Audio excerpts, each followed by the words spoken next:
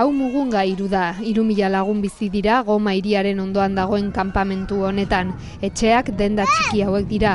Euren jaioterria utzi behar izan zuten, askok soinean zeramatenarekin soilik talde armatuen erasoetatik iesi.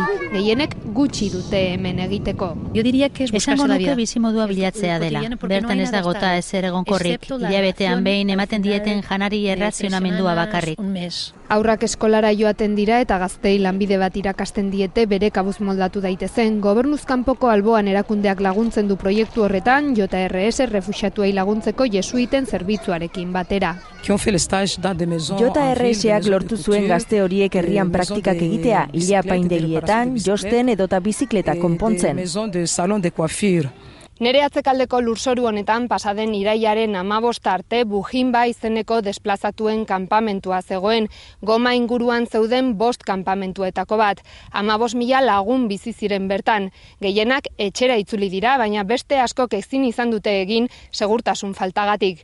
Orain horiek guztiak Mugunga 3 izeneko kanpamentuan daude.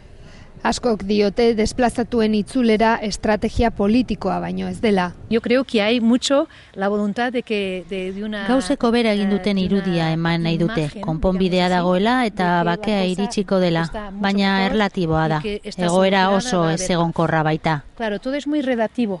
Muy precario. Desplazatuak euren jaioterrira onik itzultzen direla ziurtatzeko JRSak laguntza zerbitzua eskaintzen die. Ahora es otra fase. Itzultzen den jendearekin egoteko fasean gaude, haien zailtasun eta beharrak zintzu diren jakin beharra dago erantzun egokia emateko. Pertsona horiek bergizarteratzea ezinbestekoa da normalizazioa lortu ahal izateko.